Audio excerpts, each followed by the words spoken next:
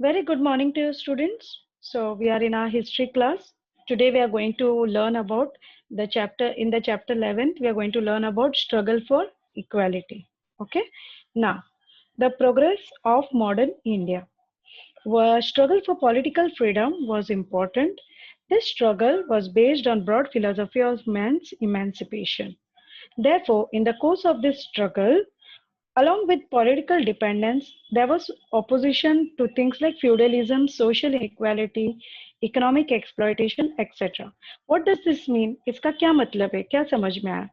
Struggle for equality का मतलब ही होता है कि हम लोग हमारे जो हक के लिए या हमारे जो हमारे साथ कैसा व्यवहार होना चाहिए उसके लिए हम चाहते हैं कि सबको समान हक मिला जाए, सबको एक तरीके से ही उनके साथ पेश आना चाहिए, सबको इक्वालिटी होना चाहिए। ये नहीं कि ऊंच नीच का भेद नहीं होना चाहिए, लोगों के साथ उनके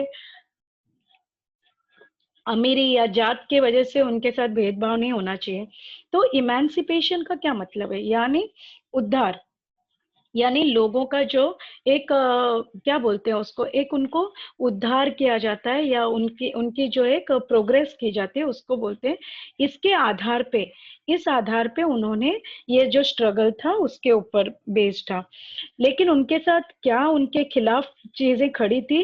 फ्यूडलिज्म। फ्यूडलिज्म का मतलब होता है जैसे जमींदार लोग होते थे, अमीर लोग होते थे,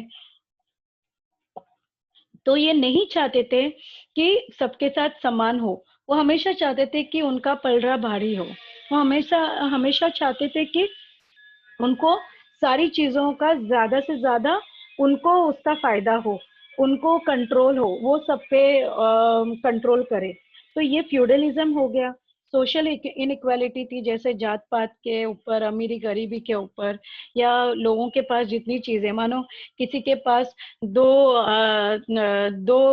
कोठी की कोठी का घर हो, यानी दो, एक कोठी है इन द सेंस कि दो रूम का घर हो, तो वो अपने आप को एक कोठी, जिसके यानी जिसके साथ एक रूम का घर हो उससे बड़ा समझेगा, या उसके पास कुछ ज्यादा चीजें हैं, सामान है, पैसे हैं, उसके बलबूते पे वो अपने आप को। फिर सामाजिक एक्सप्लॉयटेशन थी, सोशल इनइक्वालिटी तो थी, आर्थिक एक्सप्लॉयटेशन भी थी। जैसे हमने पहले भी कहा है, कोई ऐसे फार्मर्स होते थे या कोई ऐसे, तो उनके साथ यानी उनके साथ पैसे या किसी के साथ उनके साथ गलत शोषण हुआ जाता था, उनको उनकी मजदूरी नहीं दी जाती थी, उनके दिहाड़ी नहीं दी जाती थी, तो इस तरह से उनके साथ शोषण होता था। तो इन सब चीजों को कैसे उनसे लड़कर ये जो एक समानता का लड़ाई लड़नी थी, इसको ये लेसन में हम पढ़ेंगे कि कैसे उन्होंने उस चीज को किया और अपनी जो समानता की लड़ाई थी उस कैसे की उन्होंने। From the point of view of contribution of movements built up in various social groups such as farmers, workers, women, Dalits, etc., as well as stream of social activity, socialism giving importance to equality proves to be significant. Without realizing its contribution, we will not be able to understand the developmental process of modern India. अब हम इन चीजों को जब तक नहीं जानेंगे तब तक कि कैसे उन्होंने ये लड़ाई को जीती है, कैसे उन्होंने क्या क्या चीजों का सामना किया, तब तक हमें आज की हमारी जो आधुनिक दुनिया है, मॉडर्न इंडिया है, उसके बारे में हमें नहीं समझ में आ जाएगा कि उसके वो क्या कैसे वो यहाँ तक पहुंच पाए। ओके, सो अभी पहले शुरुआत होगा पीजेंट मूवमेंट। पीजेंट का मतलब होता है फार्मर। ओके, जो भी फार्मर्स, फार्म रिलेटेड जो भी काम करते हैं उसको बोलते हैं, यानी हमारे जो कृषि होते हैं उसके बारे में। अब ये मूवमेंट कैसे हुआ? The Indian farmers had to suffer due to ill effects of British economic policy. जैसे हम देखते आए अभी तक के सारे लेसन्स में, कैसे ब्रिटिशरों ने उनके हक छीन लिए, उनसे कैसे उन्होंने जानबूझ के ऐसे ऐसे क्रॉप्स जैसे इंडिगो उन्होंने किया, ये सारी चीजें उनसे उन्होंने बनाई ताकि वो कमर्शियल पॉइंट ऑफ व्यू से उसको बेचकर उनको ज्यादा मुनाफा हो। फिर उन्होंने हमारी जो चीजों के ऊपर कैसे ज्यादा से ज्यादा कर वसूल किया और अपनी चीजों के ऊपर उन्होंने कम, ताकि लोग सिर्फ उनके ही सामान खरीदें। फिर उन्होंने उनकी जमीनें हड़प ली, उनको बहुत उनके ऊपर शोषण किया, बीज जो है वो बहुत महंगे दामों में उनको बेचने लगे।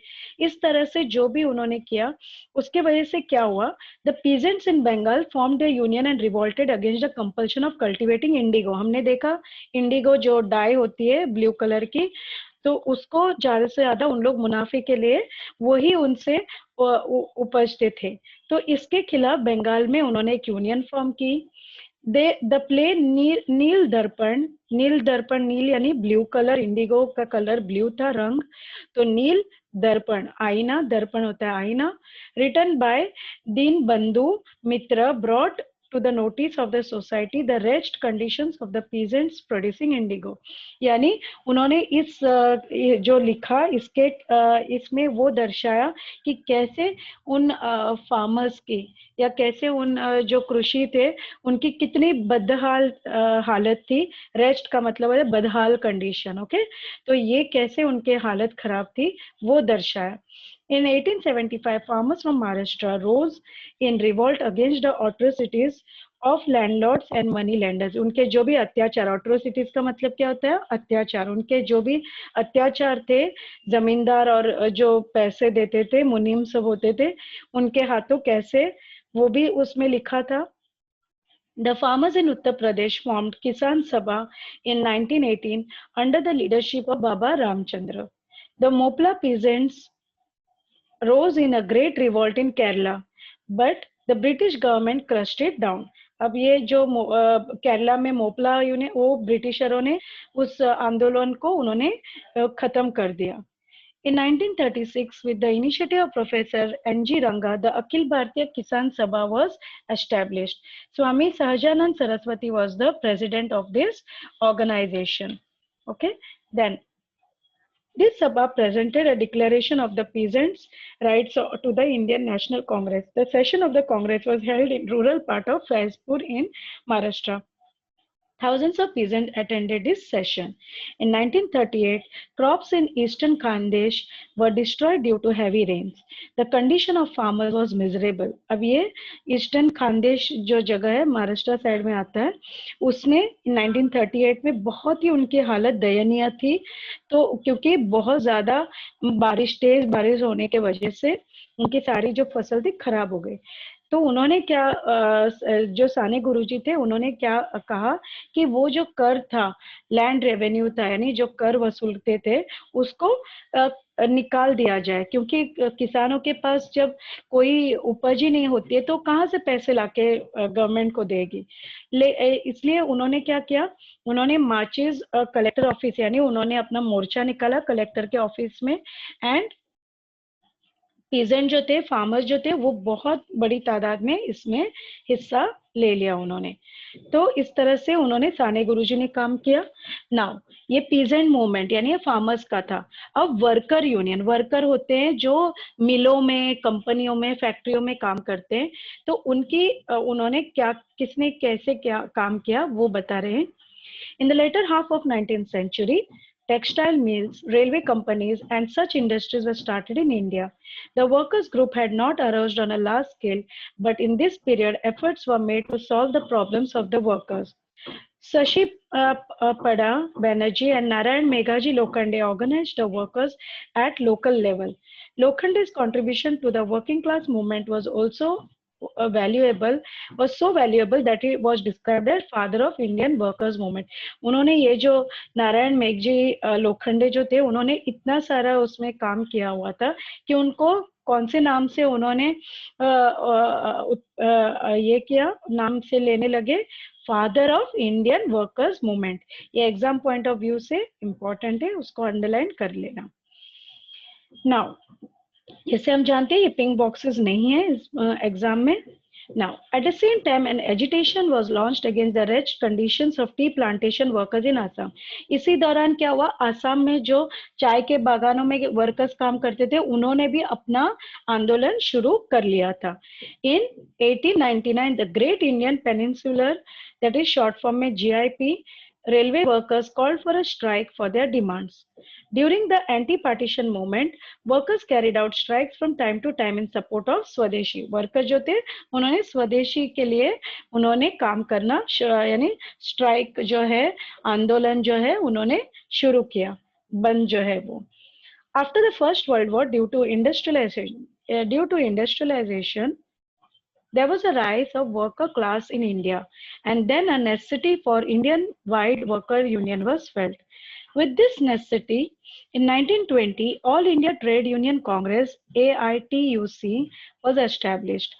N.M. Joshi had a major role in the working of AITUC. Lala Lajpat Rai was the president of the first session of AITUC. He told the workers to actively participate in the national movement. Shripad Amrut Dange, Muzaffar Ahmad, such socialist leaders, by spreading the socialist ideology among the workers, worked to form militant organization. अब उन्होंने जगह जगह पे आंदोलन जो शुरू किया, all India trade union, ये शॉर्ट फॉर्म में दिया उन्होंने कौन से साल में.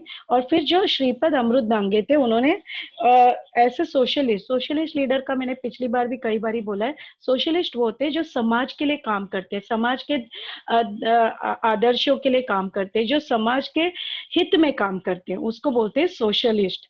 ओके, तो by spreading such socialist ideology among the workers to form militant organization, उन्होंने एक ऐसे militant organization शुरू किया. ये militant का मतलब क्या होता है? जो हथियार भी इस्तेमाल करने से नहीं चूकते. ठीक है, वो हथियार हो या जो भी आंदोलन जिस मर्जी किस्म से हो वो करते हैं, उसको बोलते हैं मिलिटेंट ऑर्गेनाइज. जो इलीगल हो या जो गवर्नमेंट के खिलाफ हो. Okay, in 1928, the Mumbai Mill Workers Union went on strike for 6 months. Many such strikes were made by the railway workers, jute mill workers, etc. The government was disturbed to see this growing strength of workers' movement. To suppress this movement, legislations were made. The workers' struggle proved to be supportive for the national movement. अब obviously कोई भी काम होता है तो naturally ब्रिटिशरों को या जो भी है गवर्नमेंट को वो पसंद नहीं आएगा उनके खिलाफ, तो वो बहुत ही इससे हिल चुके थे इन सब बातों से, और उनको समझ में आ रहा था कि लोगों के अंदर बहुत ज्यादा गुस्सा भर रहा है. तो ये इस तरह से हमने देखा कि कैसे वर्कर्स यूनियन काम करने लगे. तो पहले हमने देखा, पहले पीजेंट मूवमेंट जो फार्मर्स से था, फिर हो गया वर्कर्स मूवमेंट. अब हम देखेंगे socialist movement. Many of the young activists in the Indian National Congress felt that for protecting the interests of the people, it is necessary to overthrow the British government. Similarly, they started realizing that society should be restructured on the principle of economic and social equality. Through this realization, there was rise and growth of socialist ideology. The socialist youths, while they were in prison at Nasik, decided to form the Socialist Party within the Indian National Congress.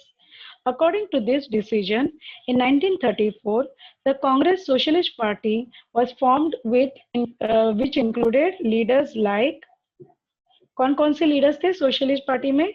Acharya Narendra Dev, Jayaprakash Narayan, Minoo Masani, doctor Ram Manohar Lohia, etc.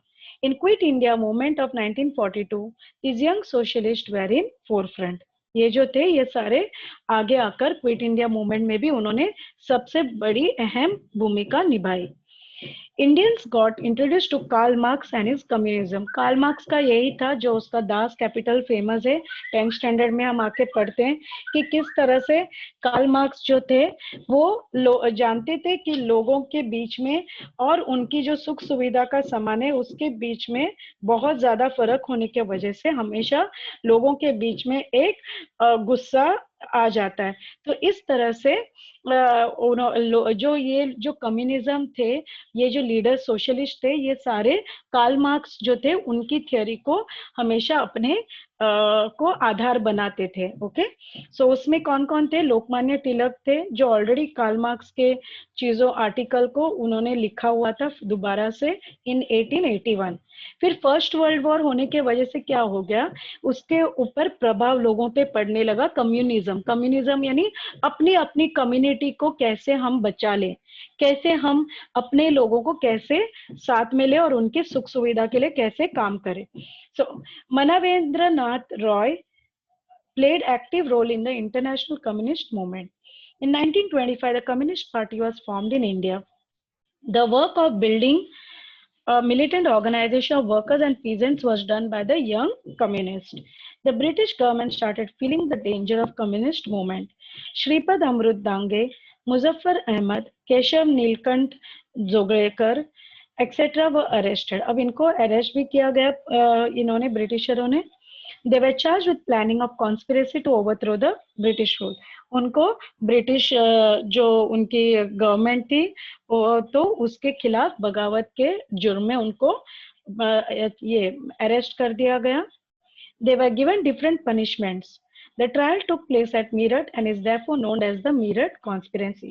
क्योंकि वो मीरठ में ये हुआ और उनके खिलाफ मीरठ में ही उनको सजा सुनाई दी तो इसका नाम पड़ गया Meerut conspiracy case. Even after the Meerut trial, Meerut जगह का नाम है. Okay. Even after the Meerut trial, the influence of communist workers movement remained constant. जो communist workers इसके बावजूद भी वो कायम रह गया. ठीक है. Now ये हो गया. अभी 3 हमने कवर किए. कौन से पीजेंट मूवमेंट, फिर हमने ये किया वर्कर्स यूनियन, फिर सोशलिस्ट मूवमेंट, और अब हम आएंगे फेमिनिस्ट मूवमेंट. यानी इसमें हम अगर देखते हैं कि आजादी की जंग में ना कि सिर्फ आदमी थे, लेकिन जैसे हमने पहले भी देखा बच्चों ने भी उसमें हिस्सेदारी ली और औरतों ने भी बहुत बड़ी मात्रा में उसमें हिस्सेदारी ली. तो फेमिनिस्ट मूवमेंट का मतलब वही होता है, फेमिनिस्ट यानी लेडीज. ओके. ये जब भी वर्ड आता है यानी कोई भी चीज रिलेटेड टू लेडीज होता है. तो इनकी मूवमेंट कैसे शुरू हुई? In the Indian social system women were given secondary position. अब औरतों को हमेशा से एक दर्जा, उनको लोअर दर्जा जो होते हैं, छोटा दर्जा या उनको निचला दर्जा दिया जाता था. तो ये क्या हुआ, इसके लिए उनके साथ बहुत सोशल इनजस्टिस, अन्याय होता था. But during the modern period there was an awakening against it. अब जैसे जैसे मॉडर्निटी की तरफ लोग बढ़ने लगे तो उसके खिलाफ लोगों में जागरूकता पैदा होने लगी कि इनके साथ शोषण हो रहा है, इनको समान हक नहीं दिया जा रहा है, उनको सारी सुख सुविधा का समान नहीं उपलब्ध किए जा रहे. Some of the male reformers took initiative in the reform movement related to women. In the course of time, women leaders started coming forward. Their independent institute organizations came to be established. Pandita Ramabai established Arya Mahila Samaj and Shraddha Sadan. Similarly, Seva Sadan founded by Ramabai Ranade are examples of this.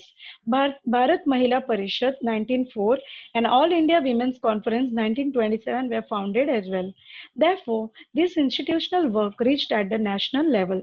For the issues such as right to inheritance, right to vote, etc., women had to struggle through the medium of these organizations. अब जो औरतों थे जो पढ़ी लिखी थोड़ी औरतें थी, रमाबाई रानडे और ऐसी कई सारी जैसे ये रकमाबाई जनार्दन सावे, ये तो पहली डॉक्टर थी उस जमाने की. She delivered series of lecture. इन्होंने भी कई सारी, आज भी अगर हम देखते हैं रमाबाई इंस्टीट्यूट, यहाँ पे कई सारी ऐसे उनके नाम से कॉलेजेस हैं. फिर ये जो रकमाबाई जनार्दन सावे थे वो एक डॉक्टर थी और उन्होंने जो रेड क्रॉस सोसाइटी है उन्होंने एक ब्रांच खोली खुद से और वहां पे वो सारी औरतों को, चाहे सबको, महिलाओं को ट्रीटमेंट देती थी, दवाइयाँ देती थी, उनका इलाज करती थी. During the 20th century, participation of women in public life began to increase. अब ये जैसी 20वीं सदी आने लगी, बढ़ता गया, तभी धीरे धीरे औरतों की जो पार्टिसिपेशन यानी समावेश जो था, उनकी जो एक इन्वॉल्वमेंट थी वो धीरे धीरे बढ़ने लगी और उनकी भी एक रेवोल्यूशनरी काम शुरू होने लगा. After the Act of 1935, women were included in provincial ministries as well. After independence, the principle of equality of men and women has been clearly stated in the Constitution of India.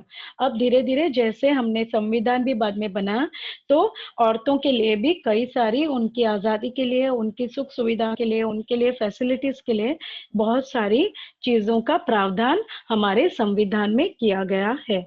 Okay. फिर अभी चार हो गए।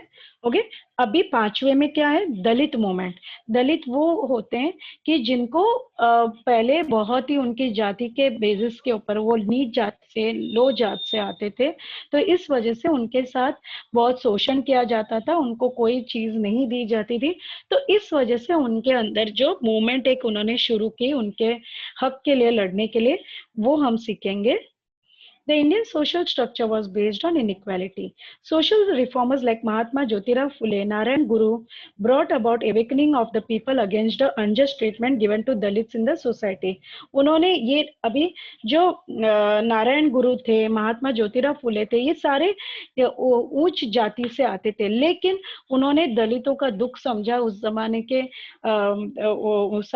उस जमाने में उनके साथ कैसे बुरा व्यवहार किया जाता था, चाहे वो ब्रिटिशरों के कूटनीति और उनके साजिश के तहत था, बट उनको समझ में आ गया कि उनके साथ बुरा हो रहा है, तो हमें उनका भी हक करना देना चाहिए, उनको भी हक, समान हक देना चाहिए। तो उन्होंने जागरूकता शुरू की। उन्होंने पढ़ाया लिखाया, औरतों के लिए काम किया। तो following teachings of Mahatma Phule, Gopal Baba Valankar and Shivram Janabai Kamble worked for the eradication of untouchability. In 1988, Gopal Baba Valankar in his book Vitthal Vadvasan condemned untouchability. ये जो थे उन्होंने इसके खिलाफ उन्होंने कड़ी से कड़ी निंदा की कि वो छुआछूत करते थे, अछूतता थी उनमें, तो उसको उन्होंने उसके खिलाफ कड़ी निंदा की अपने बुक में। Shivram Janabai Kamble started the magazine Soma Vanisha Mitra on 1st July 1908. He raised voice regarding issues of Muralis and Jyotins. He also took initiative for marriages of Devdasis. Devdasis तभी वो थी जो सिर्फ वो मंदिरों में पुजारियों के हाथे उनका शोषण किया जाता था, तो उन्होंने उसके खिलाफ भी आवाज उठाई कि उनकी भी शादियां कर लेनी चाहिए इन तमिल, ताकि उनको भी एक रिस्पेक्टेड जो है, एक उनको भी क्या बोलते हैं, उनको भी सम्मान मिलना चाहिए, उनके भी मान सम्मान के लिए काम करना चाहिए। In Tamil Nadu, Periyar Swami started a movement for eradication of untouchability. In 1906, Maharshi Vittal Ramji Shinde started the Depressed Classes Mission. ये अंडरलाइन करना क्योंकि ये ऑब्जेक्टिव में आता है और इसके लिए हमने लिखना भी है कि महर्षि विट्ठल रामजी शिंदे ने क्या क्या किया। राइट इन शॉर्ट आएगा, तो आपको उसके लिए लिखना भी है। For the progress of Dalits, the important part of their work was to make the Dalits self-respectful, well educated and engaged in work, while the second part of their work was to destroy the delusive ideas regarding Dalits in the mind of the upper caste. For this purpose, he founded Marathi schools, work schools in parts of Parel, Devnar in Mumbai. He actively took part for the benefit of Dalit class regarding Satyagraha for entry in Parvati temple at Pune, Shetkari Parishad of Dalits, federal electorates, etc. उन्होंने क्या काम किया, उन्होंने ये भी देख लिया कि ना कि सिर्फ उनके लिए स्कूल्स खोला जाए, यानी स्कूल्स हो, लेकिन उन्होंने तभी उनको मंदिरों में आने जाने के लिए खुली छूट नहीं थी, उनको सिर्फ बाहर से ही उनको दर्शन। तो उन्होंने क्या किया, जो पुणे में पार्वती टेम्पल थे उसको खोल दिया, फिर उन्होंने उनके लिए एक परिषद भी बनाए, फिर उन्होंने जब भी वो इलेक्शन लड़ते हैं तो उसके लिए भी उन्होंने प्रावधान किए उनके लिए। Rajashri Shahu gave support to the leadership of doctor Baba Saheb Ambedkar. अब डॉक्टर बाबा साहेब अम्बेडकर जो थे वो दलित से ही थे, तो उन्होंने उनको लीडर बनाया दलितों का, तो उन्होंने उसका बहुत अच्छे से सपोर्ट किया। During his period, he led the non-Brahmin movement. Rajashri Shahu Maharaj made revolutionary declaration for reservation in the state of Kolhapur. अब ये जो राजश्री शाहू थे वो तो अपर क्लास से थे, लेकिन उन्होंने क्या, क्योंकि कोई तभी से सारी पास जो होती थी वो सिर्फ अपर क्लास से था, तो ये जो अपर क्लास के जो लोग, समझदार लोग थे, पढ़े लिखे थे, उन्होंने ये अपने अच्छे मन से उन्होंने क्या किया, अपने उनके दलित दलितों के लिए काम किया, उन्होंने लीडर चुना उनके लिए, और उन्होंने समझा कि अगर उनसे कोई लीडर होगा, पढ़ा लिखा कोई होगा, तो वो ही उनकी तकलीफ ज्यादा अच्छे से समझकर उनके लिए काम कर सकता है। तो उन्होंने डॉक्टर बाबा साहेब अम्बेडकर को उनको नेता चुना, और उन्होंने कोल्हापुर में भी बहुत सारे काम किए, जैसे रिजर्वेशन किया उन्होंने वहाँ पे कई सारी, फिर उन्होंने प्राइमरी एजुकेशन खोले, उधर स्कूल्स खोले, फिर उन्होंने कास्ट डिस्टिंक्शन यानी लोगों में जाति के आधार पे उनसे भेदभाव करना जो भी था उसको निकाल दिया। उन्होंने ऑल्सो इंटरकास्ट मैरिज यानी तभी आपस में शादी नहीं करते थे, जैसे कोई उच्च जाति का लड़का नीच जाति की लड़की से शादी नहीं कर सकता था, वैसा वर्षा, या कोई अमीर गरीब के साथ शादी नहीं करता था। तो ये सारी जो इंटरकास्ट थी या वो साथ में, इंटर डाइनिंग का मतलब क्या होता है, साथ में बैठ के सारे जाति को बिना रख के जो साथ में बैठ के खाना खा सकते हैं। आज अगर हम किसी के घर जाते हैं या कोई होटल जाते हैं या कहीं भी हम घूमने फिरने जाते हैं, तो हमें हमारी जाति के लिए नहीं बोला जाता है तुम कौन सी जाति से हो तो ही खा सकते हो और नहीं खा सकते हो। तो ये जो तभी उन्होंने अपने में कोल्हापुर रीजन में उन्होंने ये किया कि सब मिलके साथ में बैठेंगे, खाएंगे, साथ में आपस में शादियां करेंगे। ये सारी चीजें उन्होंने लाई इस परिवर्तन को। In this regard, during the meetings and conferences, Shahu Maharaj ate food from the hands of Dalit people and overthrew the restriction on interdining. उन्होंने इस चीज को अमल में लाने के लिए खुद जाकर दलितों के साथ बैठकर खाना खाया उनके हाथों से। Okay, then he passed the act of intercaste marriage and gave it a legal acceptance. ये बहुत ही important है, उन्होंने क्या क्या काम किया, Rajashri Shahu Maharaj write a note on it करके आएगा, तो ये सारे पॉइंट्स हमें लिखने हैं कि उन्होंने ऐसा एक एक्ट भी पास किया है ना। February 1918 abolished Balutri system by declaration in the government gazette of in the state of Kolhapur. Permission was granted to practice any occupation by anyone. यानी बालूत्री सिस्टम में पहले क्या था, अगर वो ये अमीर का जमींदार है तो वो उसका बच्चा जमींदारी करेगा, अगर वो सोनार है तो उसका लड़का सोनारी हो जाएगा, अगर वो दूसरा कोई भंगी है मार चमार है तो वो ही काम करेगा। तो उन्होंने उस सिस्टम को निकाल दिया टोटली, और उन्होंने ये दिया कि कोई भी अपने मन मर्जी के हिसाब से कोई भी काम कर सकता है। और इस तरह से लोगों को उन्होंने एक जो स्लेवरी यानी जो बोलते हैं लोगों के यहाँ सालों साल मजदूर की तरह काम करना बिना कोई फैसिलिटी, उस चीज को उन्होंने हमेशा के लिए खत्म किया। The justice party did valuable work for social equality in South India. Mahatma Gandhi took up the issue of eradication of untouchability in his hands and put it upon the platform of National Congress. Mahatma Gandhi हम सब जानते हैं अछूतता के खिलाफ उन्होंने बहुत बड़ा योगदान और काम किया। Then, while at Yerwada prison, he debated with the rigid Hindu Pandits, stating that religious texts of Hindus do not support untouchability. He gave inspiration to Harijan Sevak Sangh by taking inspiration from him. Amrutlal Vittal Das Thakkar, alias Thakkar Bappa, Appa Sahib Patwardhan, etc. These activities dedicatedly worked for equality. The struggle of Dalits began under the leadership of Dr. Baba Saheb Ambedkar. He aimed at establishing a society based on principles of liberty, equality and fraternity.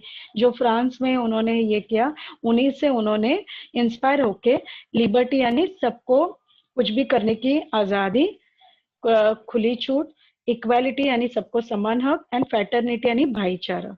ठीक है, he was convinced that the injustice to the Dalits and inequality would not end unless the caste system was completely uprooted.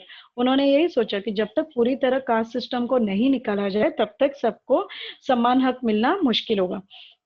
He intended to carry out a movement based on self-respect. From this point of view, he established Bhikshikrut Hitkarni Sabha. In July 1924, be educated, be organized and be agitated.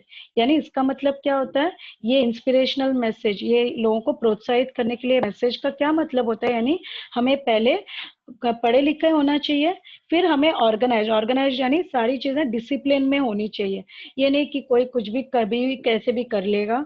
दूसरी बात है B agitated. Agitated का मतलब है हमेशा प्रोत्साहित होना चाहिए, हमेशा रेडी अलर्ट होना चाहिए, ये नहीं कि एकदम बोलते हैं ना, हमारे अंदर की जो ज्वाला है, हमारे अंदर की जो एक आग है, उसको हमेशा जलाए रखना चाहिए। Baba Saheb Bole got a bill passed in Bombay Provincial Assembly for the public water reservoirs to be opened by the untouchables। यानी पहले उनको पानी भी रहता था तो उनको पानी नदियों से ऐसे खुले में नहीं उनको अलाउड किया जाता था, पर्टिकुलर जगह ही था वो वहीं से ही पानी ले सकते हैं, बाकी जगहों से नहीं। तो उन्होंने उस चीज को भी खोल दिया, पानी यानी सबके लिए फ्री होना चाहिए, कोई भी कहीं से भी पानी ले जा सकता है। However, in reality, the water reservoirs were not accessible to Dalits, and hence Dr. Babasaheb Ambedkar and his followers started Satyagraha at Savardar Lake in Mahad. He also burned the Manusmriti, which advocated inequality. In 1938, he started Satyagraha for the entry of Dalits in the Kalaram temple at Nasik. उन्होंने क्या किया, उन्होंने entry जो नासिक के मंदिरों में भी खोल दिए।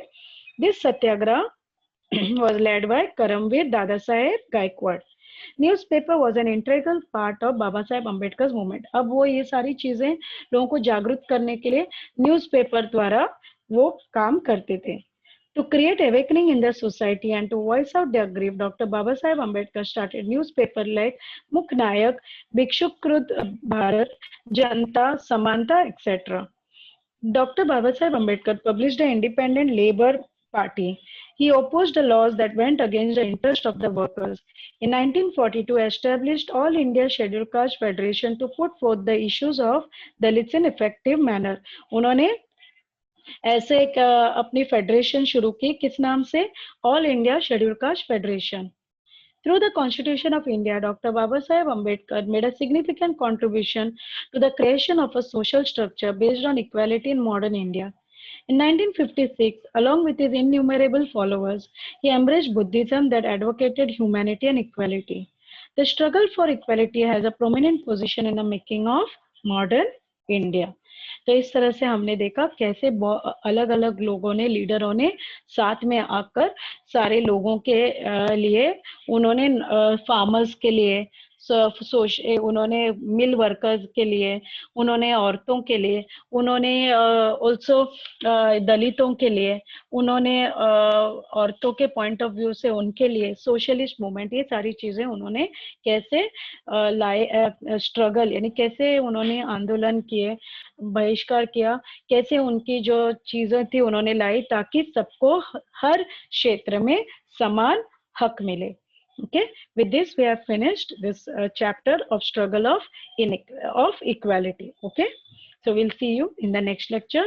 Thank you, students. Have a nice day.